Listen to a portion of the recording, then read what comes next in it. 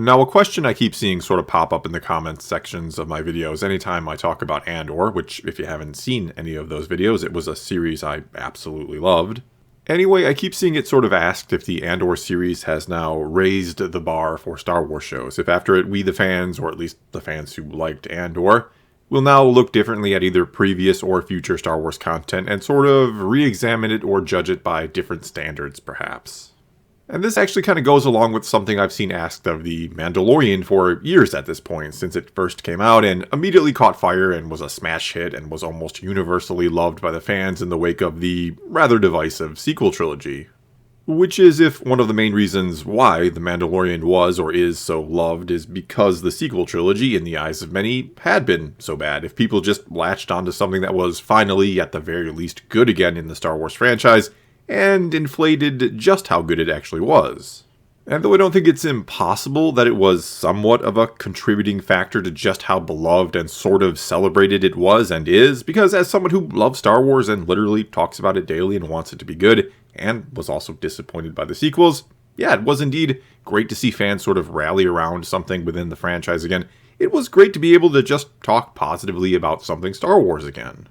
But I honestly don't think that was any sort of major factor for its popularity. I don't think people looked at it and sort of shrugged their shoulders and said, well, at least it's not terrible, and then proceeded to talk it up for that reason. And if anything, an argument could be made the other way around, that after the sequels, there were many in the fanbase who were, let's say, ready to pounce on whatever Star Wars did next if it wasn't exceptional, that plenty were looking for any crack in the Beskar armor of the new series, and ready to pick it apart for anything and everything it got wrong. But the thing is, it didn't really get anything majorly wrong. Instead, it got pretty much everything it needed to get right, very right, with one of, if not the most important ones being doing something basically brand new with the franchise, yet still having a strong sense of familiarity, and feeling like Star Wars, walking that fine line between the two. And The Mandalorian, I think, nails that Star Wars feeling, thanks in large part to, well, for one, having a main character that looks a lot like Boba Fett, and sort of acts like fans think he should. That certainly played a big part, especially with more casual fans unfamiliar with Mandalorians from elsewhere. They just knew it was a Boba Fett-like character, and he seemed pretty cool, and then he did turn out to be a kind of badass cool character, right? But even more importantly to capturing that feel, I believe, was the surprise inclusion of what was initially called Baby Yoda, one of the greatest kept secrets in the history of the franchise. So secret that, shockingly and amazingly, Lucasfilm and Disney didn't have a slew of toys related to him ready to be released upon the masses as soon as that first episode dropped and unveiled him, keeping in mind The Mandalorian premiered in November, right before Christmas and the biggest shopping season of the year, especially for kids or buying for kids, and that Lucasfilm has always heavily marketed cute characters to younger audiences.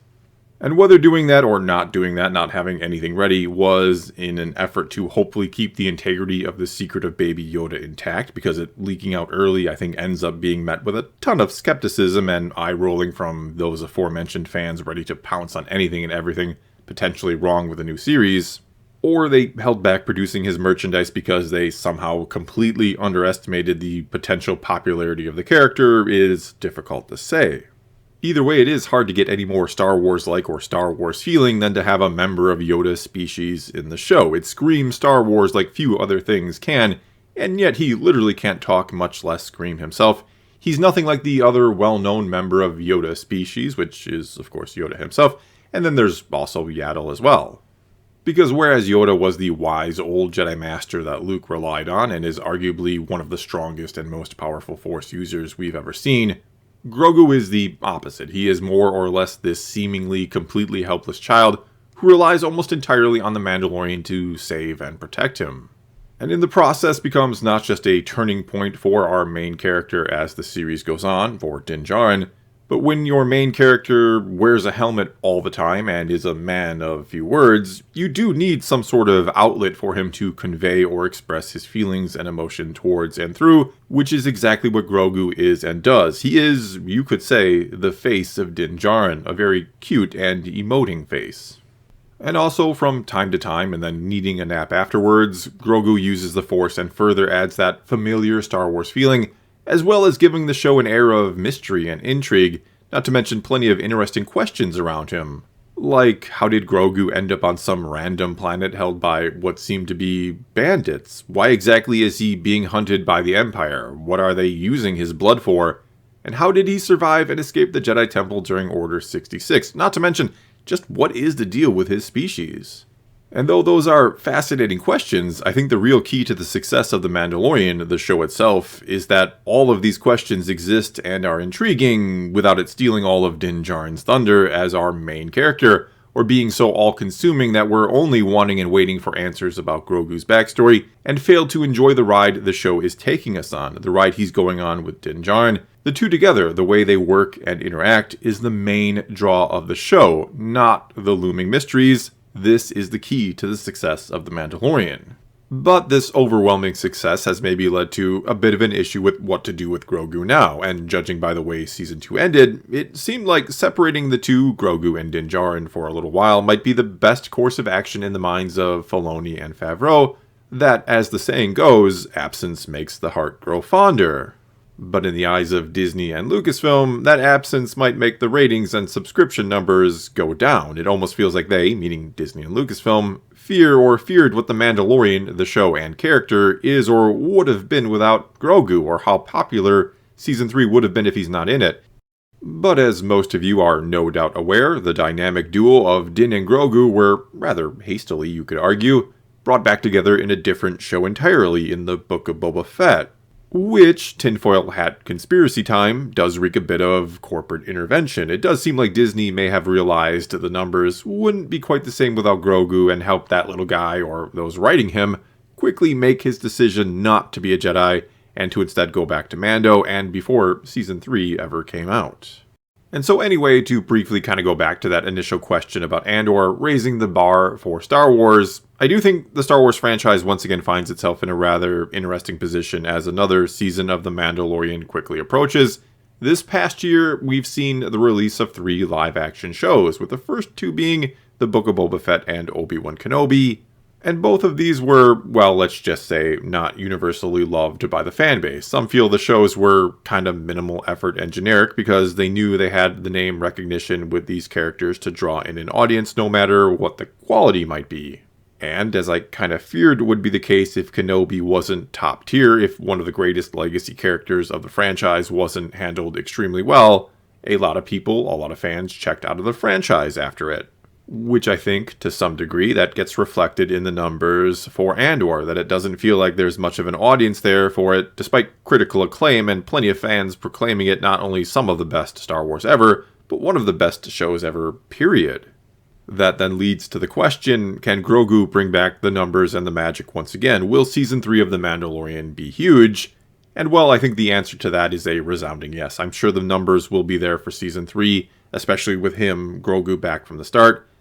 But I do wonder how much longer they can ride the Grogu train as is.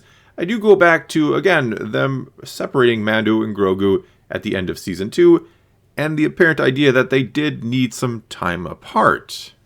Because, yes, they do make a great team, and I highly enjoyed the first 2 seasons of The Mandalorian featuring them. But just how long can that work without progression of the story, and more specifically, progression of Grogu as a character, for him to become something a little bit more than, well, a cute plot device for Din Djarin to save and a means by which for him to show his emotions to or through. Again, it's been a great first 2 seasons, but there's only so many times Grogu can be captured by the Empire and need rescuing, plus the whole finding his people or the Jedi to take him in. Well, that ship has now sailed, and so it seems like it's now going to be Grogu becoming a genuine Mandalorian. Which, sure, could end up being interesting and great. There is potential there, no doubt about it. But let's be honest, there's also potential for it to come off a bit silly, especially as seemingly the show tries to grow in scope and scale and tackle bigger and potentially darker storylines like what happened to Mandalore and its people. And so, though I think and have little doubt that the numbers will once again be there for The Mandalorian with Season 3, and my confidence is high that this will be another great season brought to us by Favreau and Filoni, maybe the best one yet, who knows? Though I do hope they find something truly interesting to do with Grogu. I hope he becomes a truly great character in his own right finally, and not just this crutch they lean on to keep bringing in the ratings. Well, that's all I've got for you this time. Now it's your turn to tell me what you think about Grogu coming back in Season 3. Is it too soon? Should they have been apart a bit longer? Or do you think it's fine and a natural progression of the story? And what kind of story do you think we'll get out of him in Season 3? What are they going to do with Grogu? Whatever the case may be, you know what to do. Leave your comments below and let's talk some Star Wars. And until next time, thanks for watching.